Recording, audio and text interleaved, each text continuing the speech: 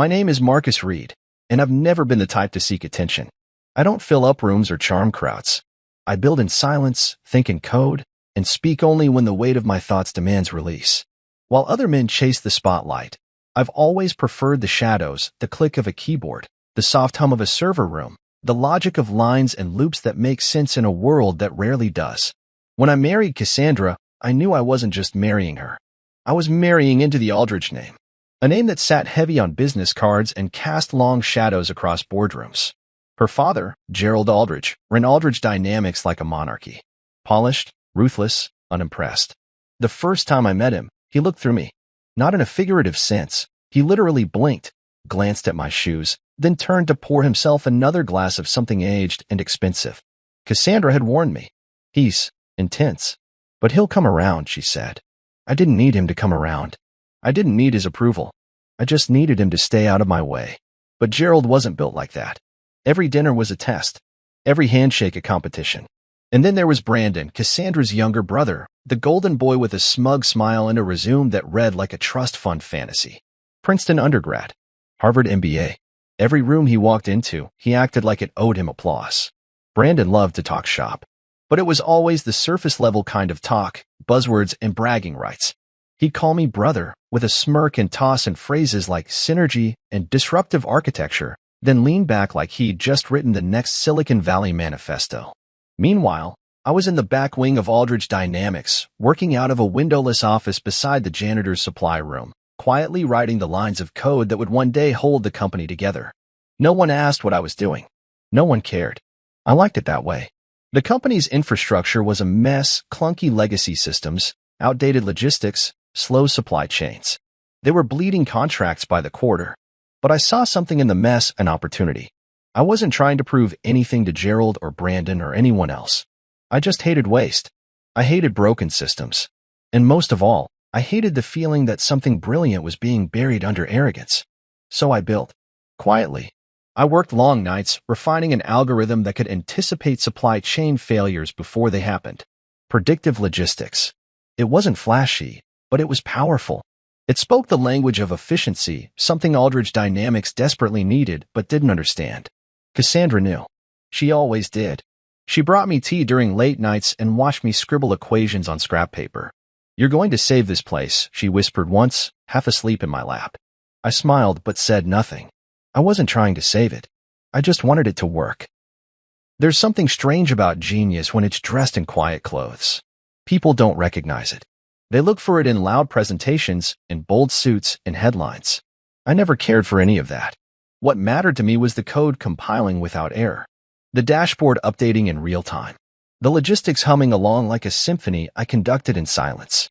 I remember the day the software went live. It wasn't some grand launch. No champagne or speeches. I installed it on a Friday night, tested it over the weekend, and by Monday morning, warehouse performance had jumped 37%. Shipments arrived on time. Clients who hadn't called back in months suddenly returned with praise and bigger contracts. Inside the company, no one quite understood why the gears had suddenly started turning again. But they were grateful. At least, at first. Brandon took to CNBC the next quarter, all polished teeth and tailored arrogance. "We've made some strong strategic pivots," he said. "Streamlined our back end. We're leveraging modern logistics to stay ahead of the curve." Gerald beamed beside him. Not a single word about the software. Not a mention of the developer. And certainly not a nod to the man in the windowless office with calloused fingertips and tired eyes. But I didn't flinch. I wasn't in it for applause. I told myself that. I repeated it like a mantra. The results would speak for themselves, and one day, maybe, they'd notice the man behind the code. Until then, I'd stay in my corner. My wife believed in me. The system worked. And if they couldn't see it, if they wouldn't see it, then maybe I needed to think a little bigger. Maybe being underestimated was my greatest asset after all. 3 years ago, Aldrich Dynamics was circling the drain. From the outside, everything still looked pristine: modern glass headquarters, glossy quarterly reports, suits that cost more than most people's rent. But behind that shine, everything was rusting. Their logistics systems were a tangled mess of outdated code, redundant processes, and expensive contracts they couldn't fulfill. Gerald didn't understand the severity of it. Brandon certainly didn't. They were too busy maintaining the illusion of dominance to notice the empire crumbling underneath them. Cassandra noticed. She was the only one who paid attention to the little things, the late-night arguments in the boardroom, the sudden silence after shareholder calls, the subtle tension in Gerald's jawline every time earnings came up. She came to me one night, voice low and urgent, a tremble beneath the surface. "It's bad, Marcus. They're losing millions. Brandon won't admit it, and Dad thinks he can just negotiate his way out. But if something doesn't change soon, they're going under." I remember staring at her across our kitchen table.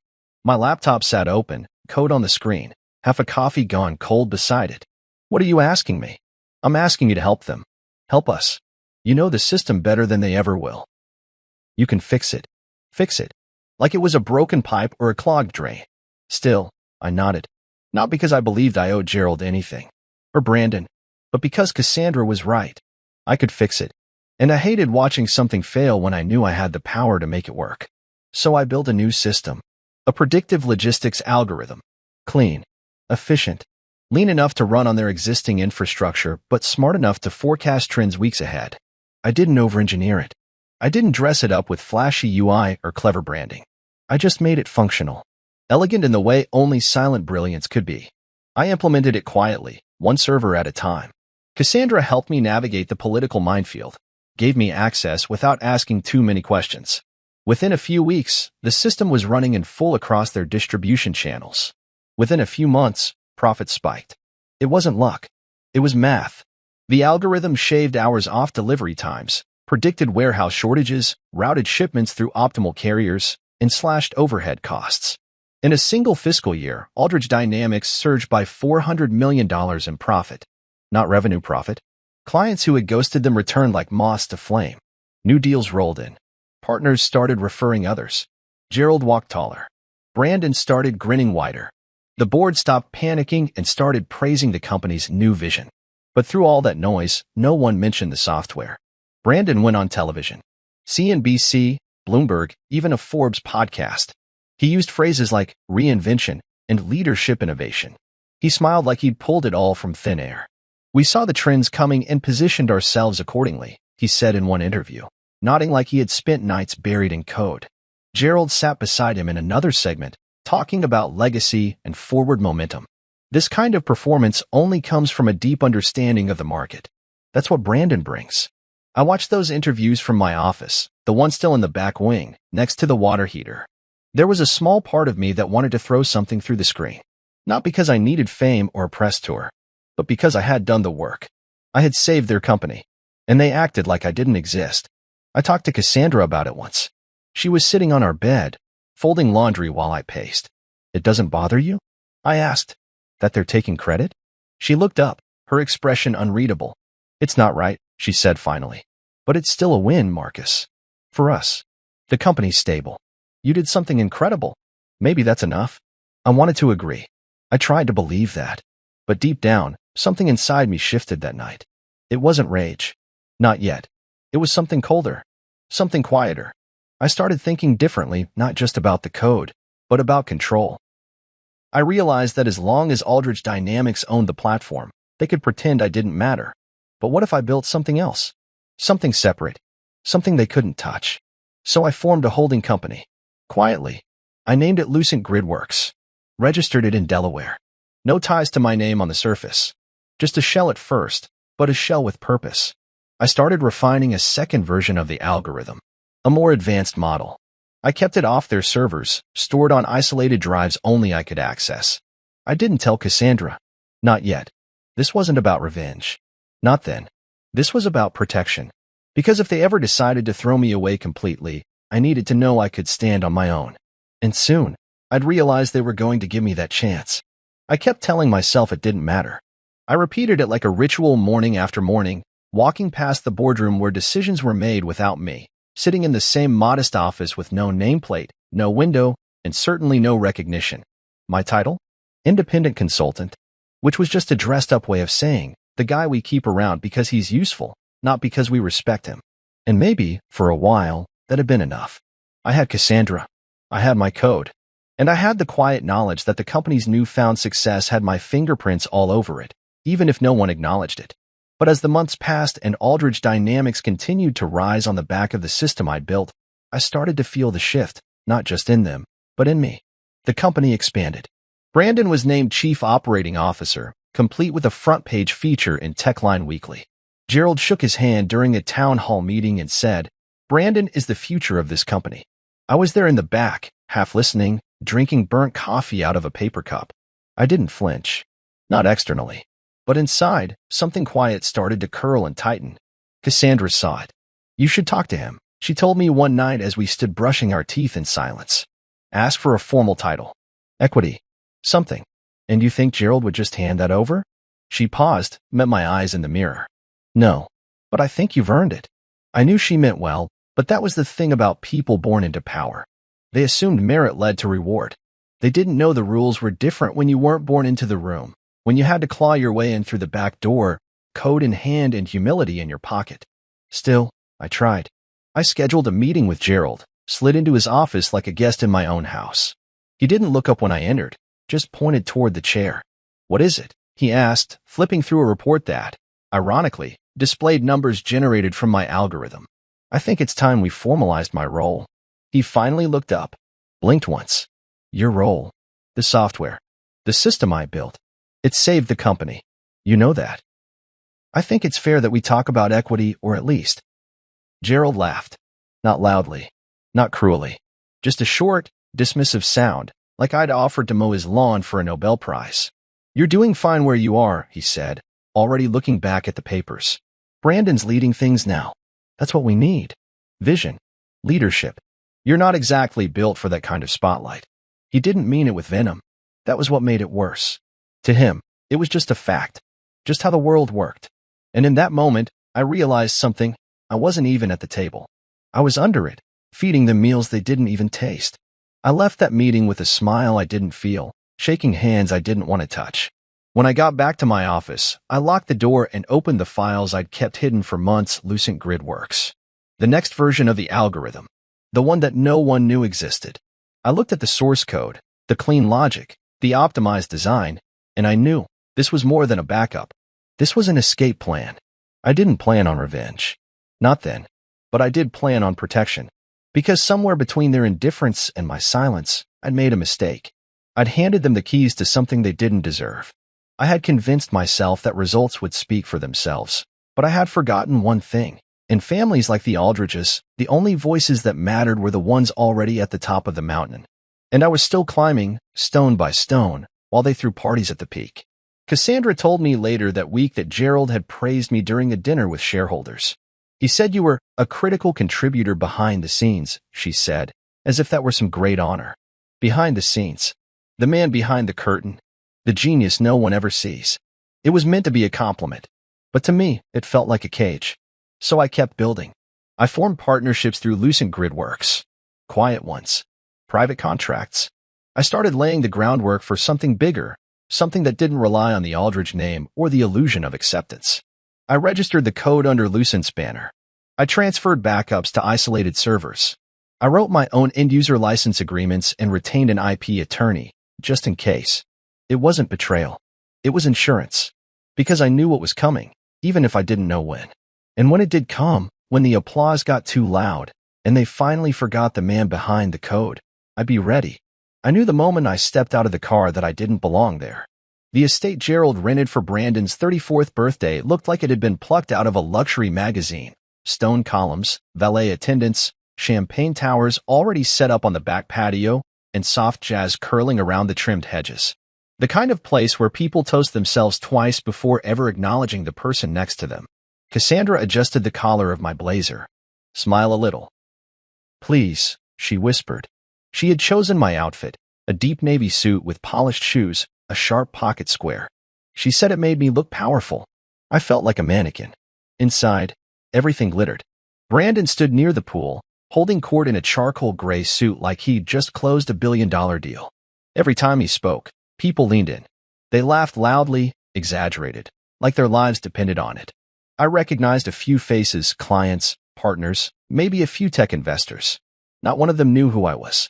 I played the role, nodded politely, shook hands, accepted a flute of champagne I didn't sip.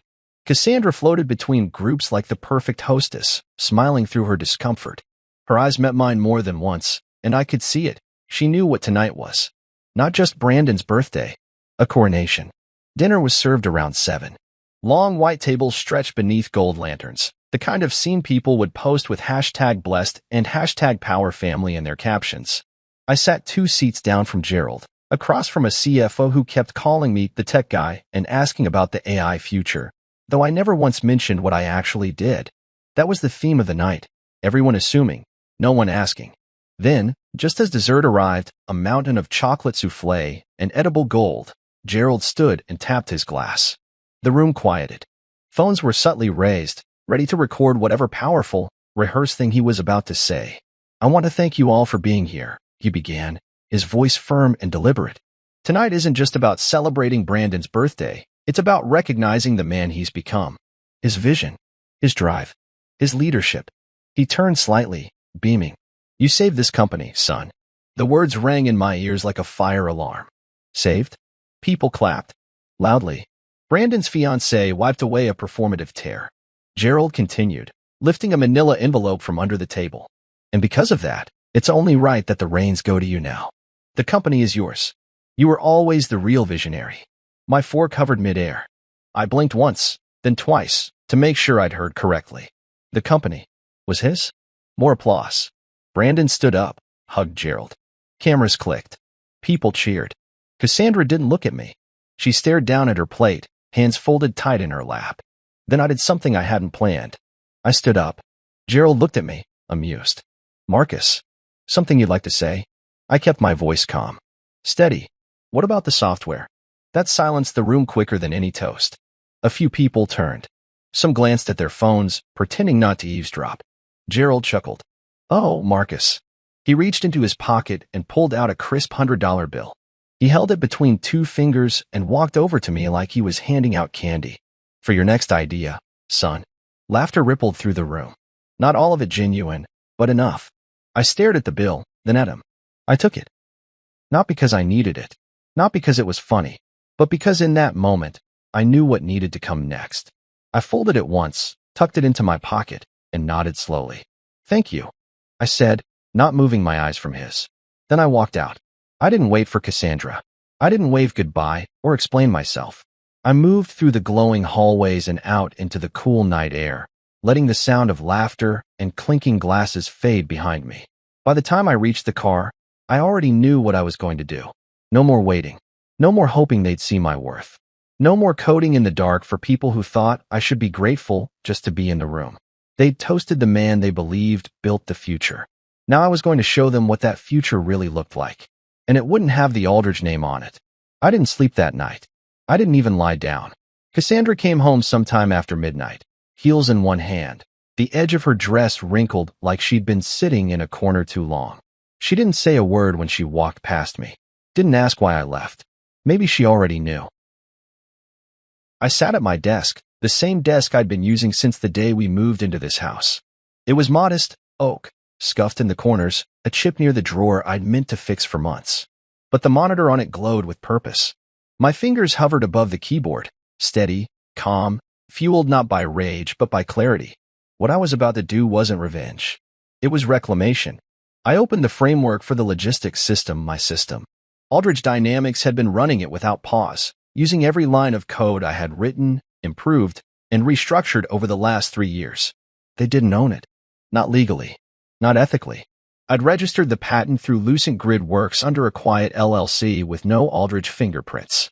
I had the proof, the documentation, the legal precedent. What I needed now was precision. I wrote the final patch just after 2 a.m. It wasn't flashy. It didn't come with a blinking red light or a dramatic countdown.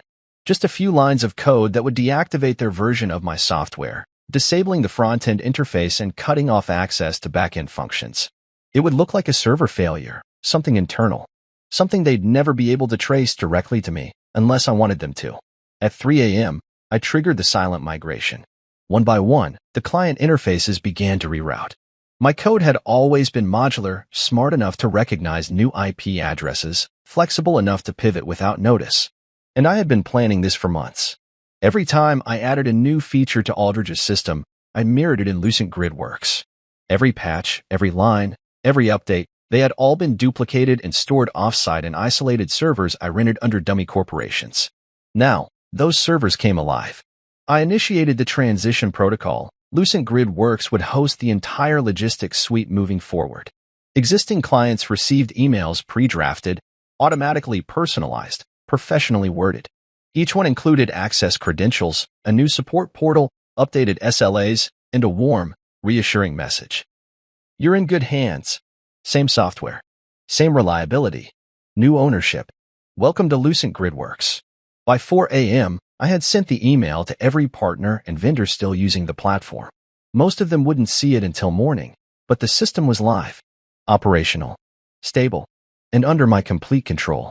Then I did one final thing. I opened Aldridge Dynamics' licensing folder and revoked their user rights. A simple command, unassuming, irreversible. Their access evaporated instantly. No more dashboards. No more analytics.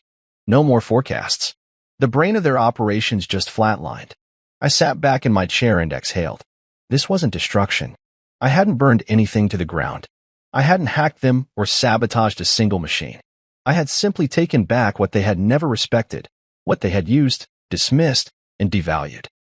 They built their revival on my system and patted each other on the back while I typed in silence. Not anymore. By the time the sun cracked the horizon, I was still awake. My eyes burned from screen time, but I felt something strange, something like peace. Cassandra came into the room, wrapped in a robe, mascara smudged under her eyes.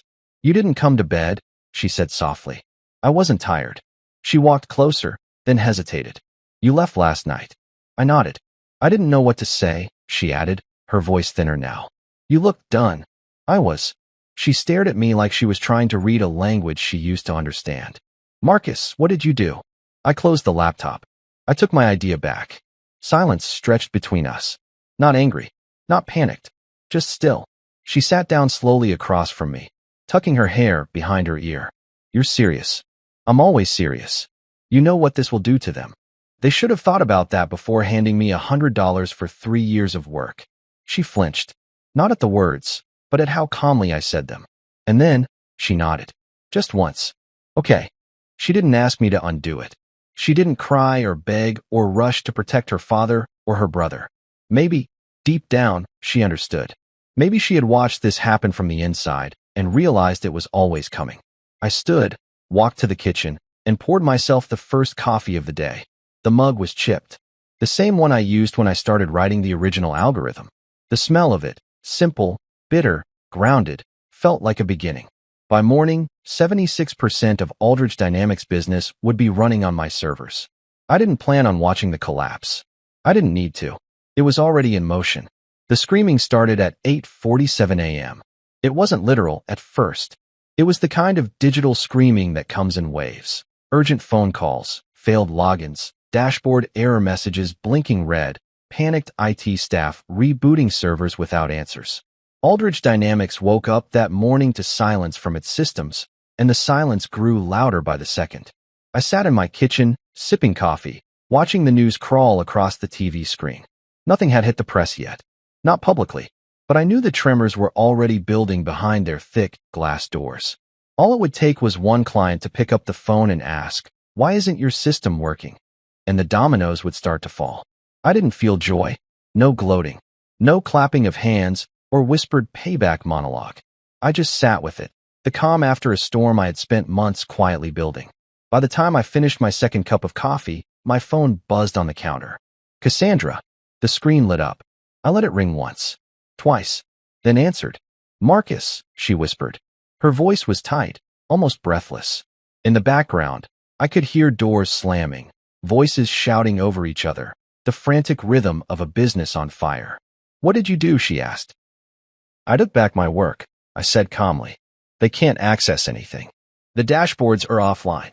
The backend won't respond. Our partners are calling nonstop. Aragon Freight just canceled our contract, one of our biggest, because the SLA guarantee failed. I'm aware, I replied. You didn't just hurt them, Marcus. You hurt me too. I closed my eyes. No, Cassandra. I didn't hurt you. Your father did. Brandon did.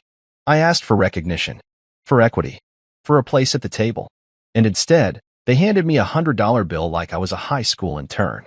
A long pause. Then a whisper, "You planned this?" "Yes." "How long?" "Months." The line went quiet. In that pause, I imagined her standing in that glass building, watching her world fall apart while trying to reconcile the man she married with the man who just flipped the switch. Part of me wanted to apologize. But the larger part, the one that had swallowed years of silence, stayed still. "Was this revenge?" she asked finally. "No," I said, meaning every word. "This was justice." Then I hung up. It didn't take long for Brandon to find my number. He didn't bother with pleasantries. He didn't even say hello. "You son of a bitch." I let him shout. Let him curse and pace and toss out half-baked legal threats while his pride crumbled over the line. The man who once smiled for CNBC cameras now sounded like a teenager losing a video game. "You just committed corporate sabotage," he spat. "You'll be sued. We'll bury you." "You're welcome to try," I said evenly.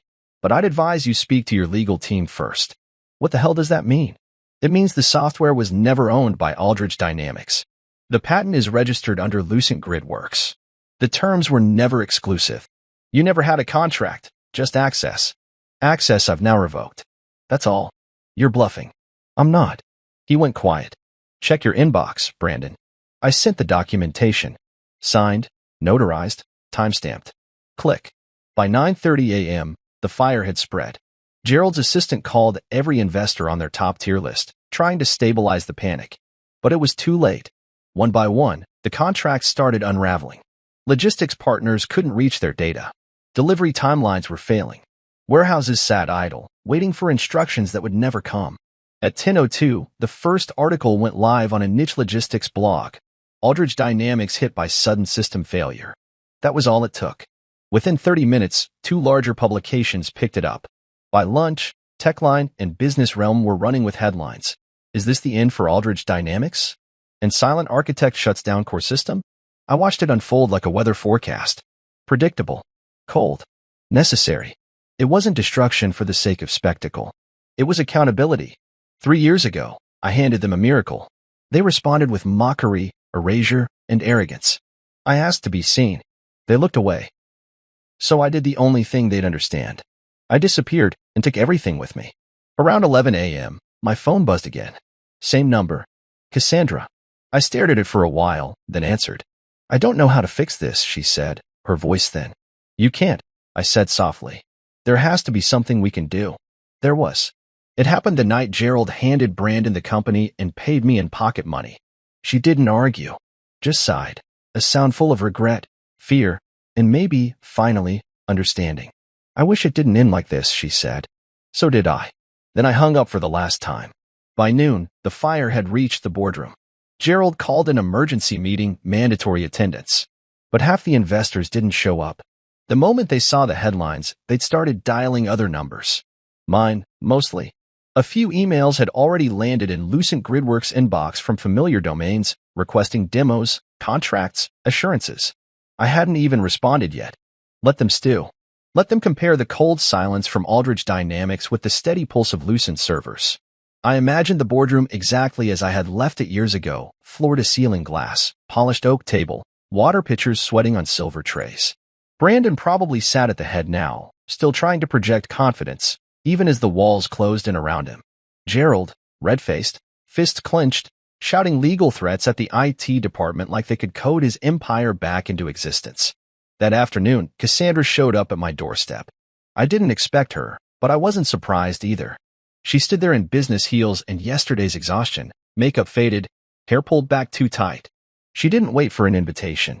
She just stepped inside and stood in the middle of my living room like she didn't know where to put her anger. "You burned it all down," she said. "No," I replied, standing across from her. "I just walked away. You destroyed the company." "No. The company destroyed itself the moment it decided to build everything on my work and pretend I didn't exist." She blinked at me, stunned. "You're acting like this was inevitable." "It was," I said. "You just didn't want to see it." She looked around the room like she needed proof of something, like she expected to see flames, shattered monitors, a manifesto written in madness. But all she saw was clean order. A laptop on a neat desk. Coffee mug in the sink. My world hadn't fallen apart. Theirs had. "They're scrambling," she said. Brandon tried to spin it as a system glitch during the board meeting, but everyone's seen the articles. And then when the investors heard you already filed IP ownership under Lucent Gridworks, they realized where the real engine was all along. Gerald is trying to downplay it. Said it was a minor supplier conflict. I laughed under my breath. A minor conflict that erased 76% of their infrastructure overnight? Cassandra didn't answer. I walked to the table, opened my laptop, and turned the screen toward her. You want to see something? She stepped forward slowly. On the screen were Lucent Gridworks real-time metrics. Client retention rate, 92%. Server uptime, 100%. New contract inquiries, over 300 in the past 8 hours. It wasn't just a pivot. It was a migration. You're replacing them, she whispered. No, I corrected. I already have.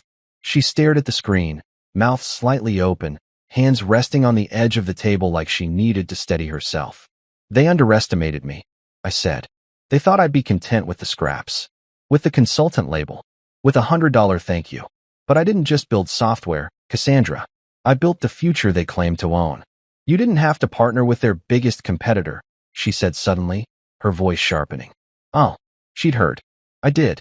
Why? Because they offered me what Aldridge never did. Respect. She shook her head. You think this is going to feel like justice, but it's going to haunt you. No. What would have haunted me was letting them win. We stood in silence for a long moment. Her eyes scanned my face, looking for some sign of remorse. Some opening. But I had none to offer. She lowered her voice. So this is who you are now? No, I said. This is who I always was. You just never asked. Then I walked past her and opened a drawer from the cabinet near the wall. I pulled out a manila envelope and set it on the table. Here. What is this? The original patent. Signed by me. 3 years ago. You were listed as a silent witness. Look at the date. She opened the folder, brows tightening. This was before the company ever adopted the system. Yes. You planned everything. No, I said. I protected everything. I watched her read the documents, watched her face change. Cassandra was many things, loyal, brilliant, conflicted, but not naive. She saw the implications. She saw that everything her family had built now had a new foundation, and she wasn't standing on it. She closed the folder and set it down gently. Gerald's going to resign, she said. After this, he has no choice. Good, I replied. And Brandon? The board will handle him. And me? She asked, softer now. I didn't have a script for that one. I don't know, I admitted. But you were the only one who ever believed in me, Cassandra. Even if you couldn't always show it. She looked at me for a long time. I should have done more. I nodded. Yeah, maybe. Then she turned and left, quietly, like someone walking out of a memory. By that evening, news outlets had confirmed it.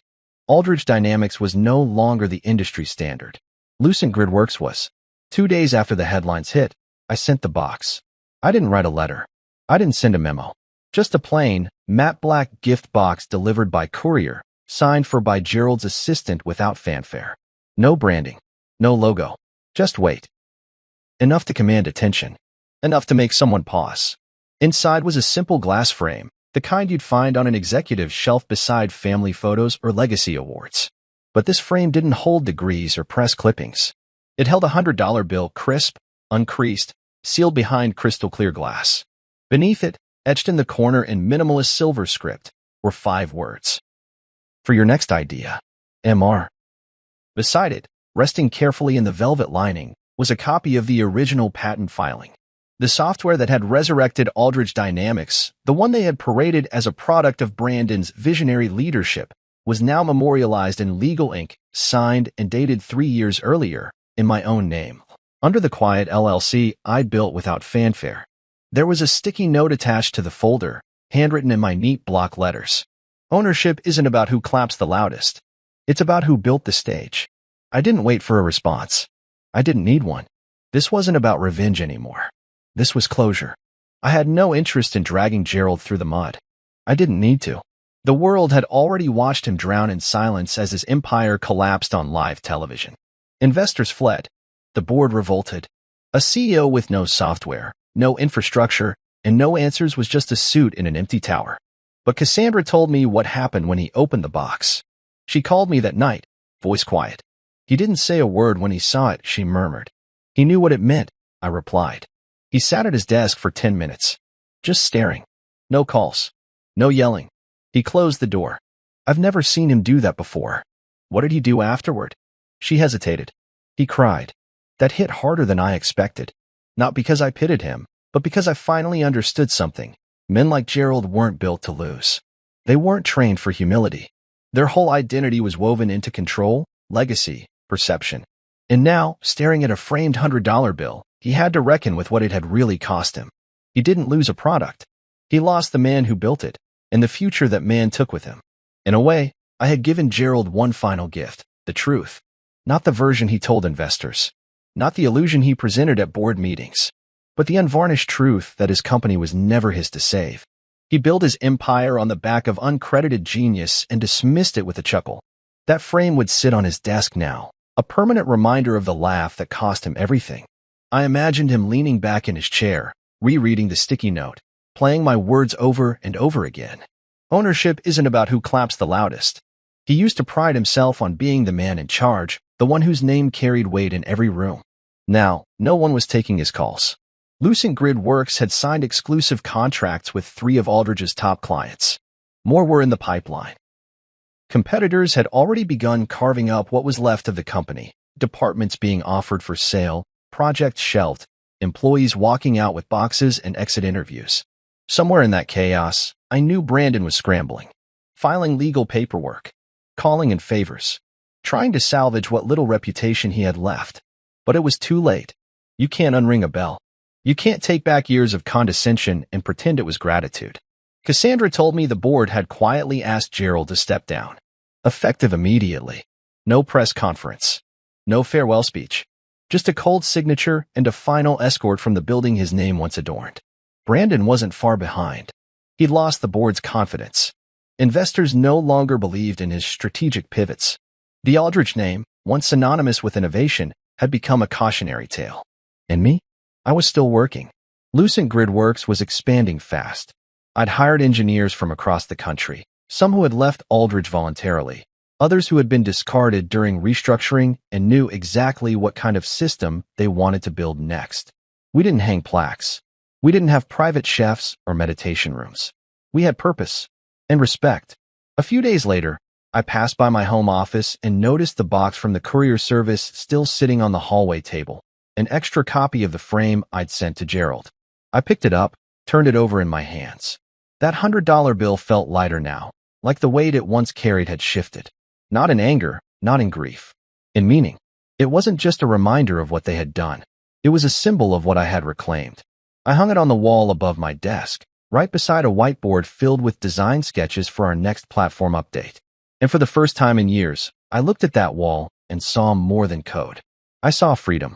Not the kind that comes from money or media applause, but the kind that comes when no one else gets to write your story but you. Freedom didn't come with a parade. No confetti, no headlines, no late-night phone calls from old friends offering congratulations. It came in the quiet. Early mornings with a black coffee in my hand, the steady rhythm of code flowing through my fingers, and the knowledge that every server ping, every client login, every line of data was mine.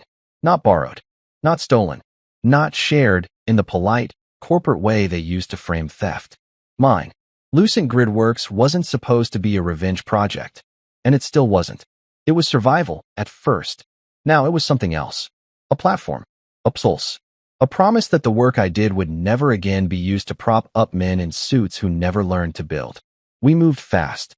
Within 6 weeks, the name Lucent had become synonymous with innovation in logistics tech. Clients praised our systems not just for reliability, but for their adaptability. We didn't just anticipate problems, we prevented them. Small firms, mid-sized suppliers, even international distributors wanted in. Word had gotten out that the brains behind Aldridge's miraculous turnaround had gone solo, and smarter companies knew better than to wait until the press caught up.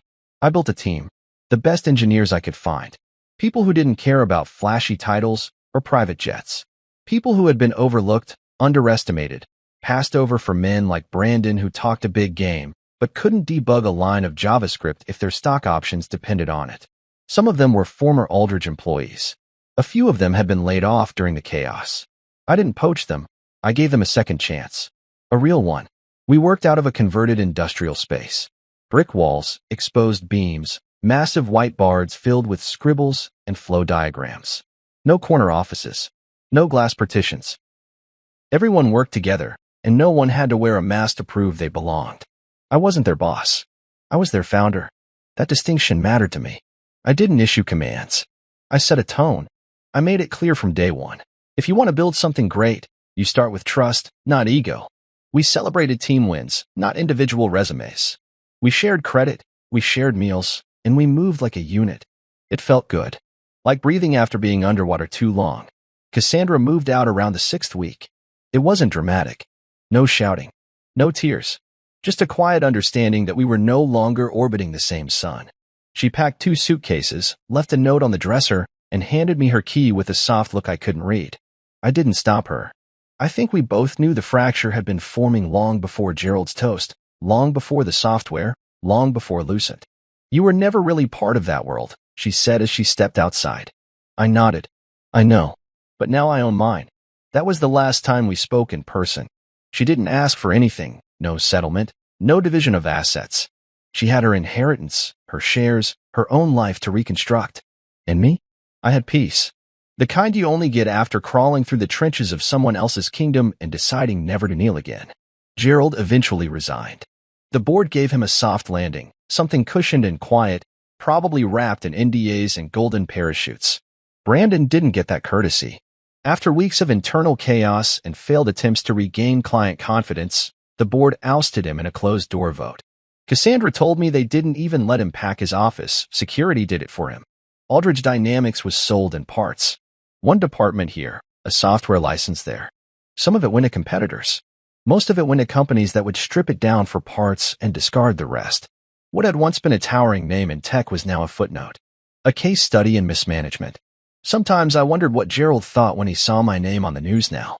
Not as a side mention or background contributor, but as a keynote speaker, a lead founder, a thought leader. I didn't imagine he clapped. But I wondered if he finally understood that $100 was never going to be enough. Not for this. And still, I didn't gloat. I didn't post cryptic messages online. I didn't buy billboards or give bitter interviews.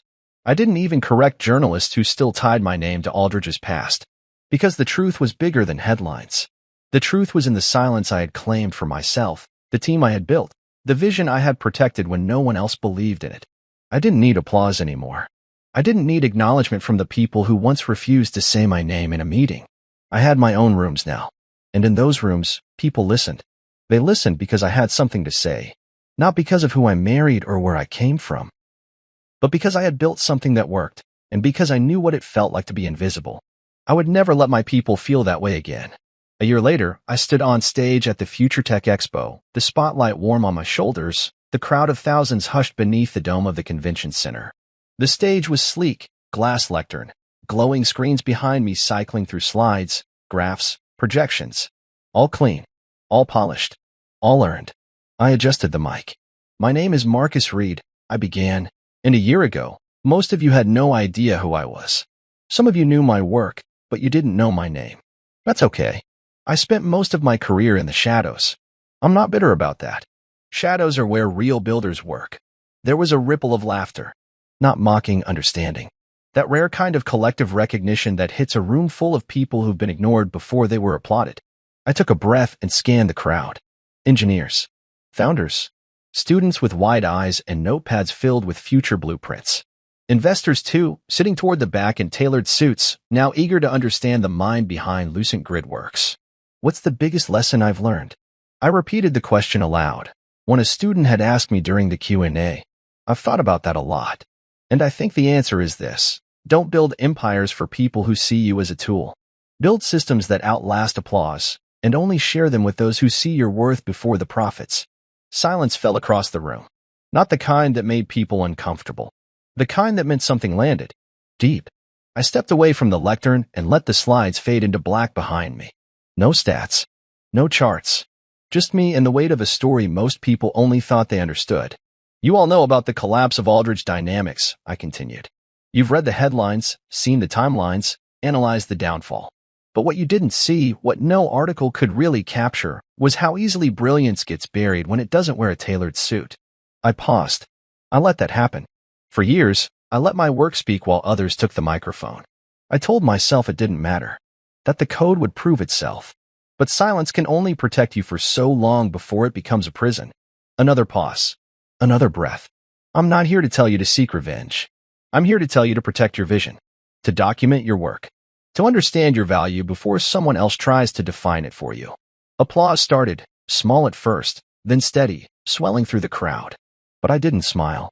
Not yet. Because it wasn't about them clapping. It was about finally hearing myself say it aloud. After the talk, a line formed down the side of the stage. Students, engineers, reporters. I stayed, shook hands, answered questions, signed a few notebooks. Most of them just wanted to say thank you. Not for the software, but for the honesty. Hours later, when I returned home, the house was quiet. My office light still glowed down the hallway, just like it always had. I walked in, loosened my tie, and stood in front of the wall where the $100 bill hung in its frame. The same one Gerald had handed me the night I realized what my silence had cost me. I stared at it now, not with resentment, not even with irony, but with something close to peace. That bill had once made me feel small. Now, it was a reminder of how far I'd come.